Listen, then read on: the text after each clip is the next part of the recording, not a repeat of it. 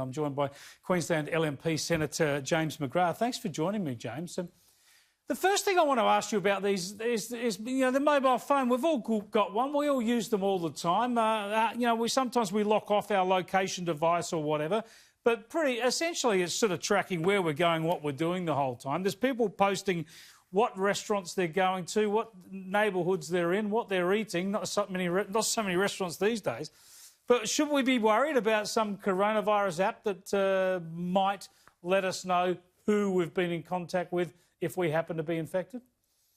Oh, look, I think what the Prime Minister and Greg Hunt are saying and Stuart Robert is that this is just about trying to help people be aware of if they've come into contact with someone who may have coronavirus. Sure, I know what they're saying, but what about you? Are you worried about it? Would you download the app?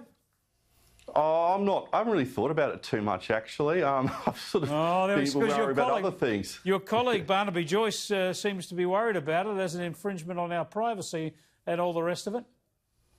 Yeah, well, look, I'll look into it a bit more in terms of where Barnaby's coming from this, and I know the IPA also have some concerns about it, but Stuart Robert was quite strong on media he did today, said there's no sort of geo-targeting and things like that, but I'm also a bit of a Luddite. And so I don't really fully understand what my phone does. So I sort of use it to take photos, send text messages and make phone calls. So I'm a bit old-fashioned like that. To use a phrase, you're not a tech head? Not a tech head, not at all.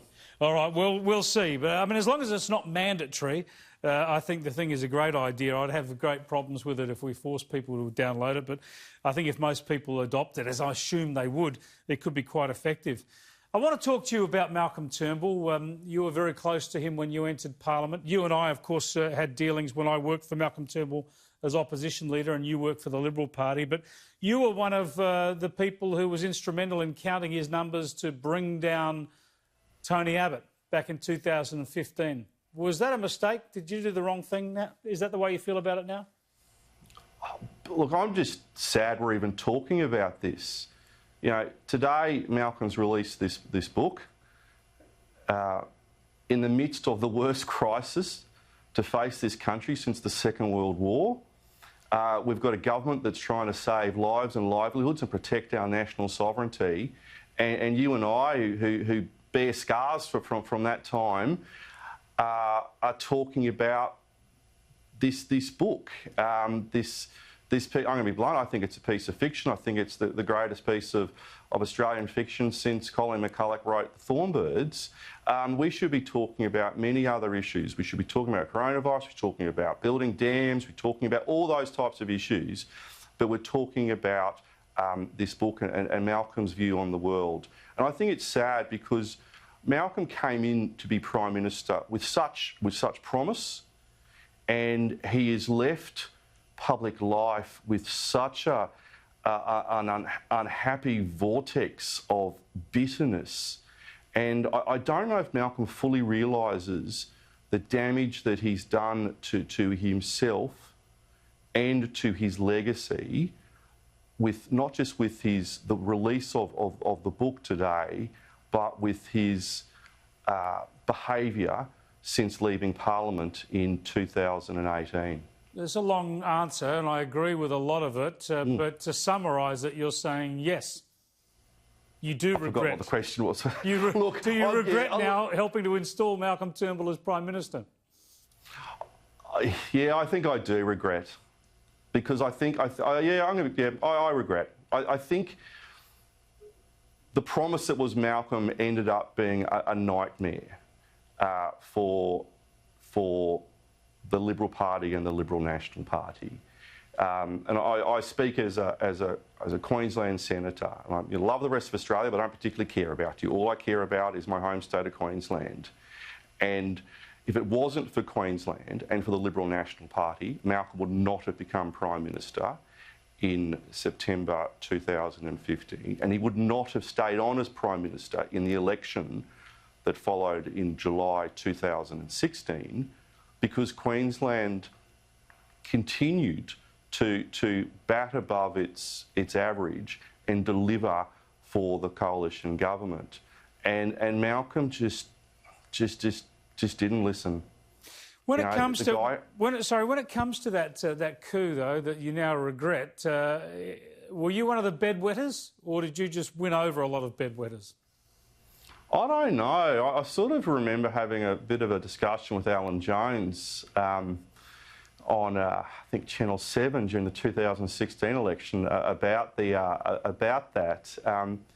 I've always come from the view, well, I'll do what I think is in the best interest of my party and my state.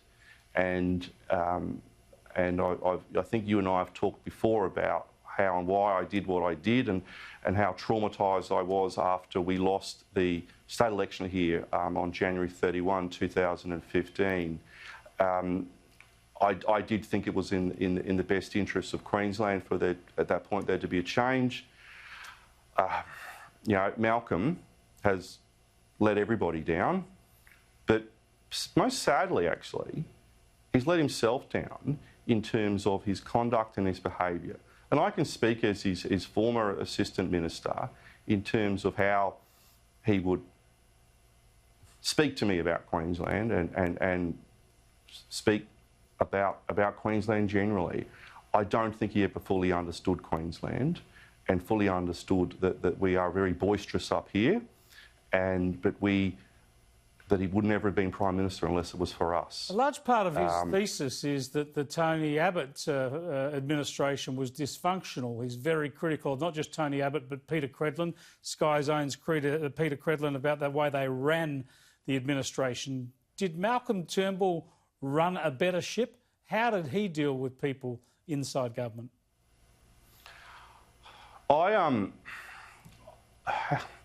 Look, I found Malcolm at times to be very, very difficult.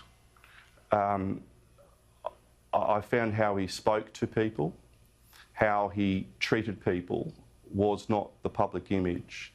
I know sometimes for example, when I do a lot of driving. I'm a Queensland Senator. I live in one region, my office is another region. I'm always on the road.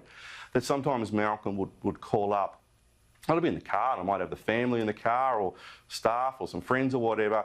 And before I'd have a chance to say, look, Malcolm, there are other people in the car, he would just unload on you and just completely unload on you. And until people had actually experienced it and heard how he spoke to people, they didn't actually believe me when I'd say, actually, no, he can be a bit brutish in how he treats people. Now, I'm big and ugly. I'm, one of those Queenslanders he doesn't like. But I know he also spoke to staff like that. And I know a very good friend of mine, how he treated her in terms of when she was a staff member in the government. And I think she's still recovering from it.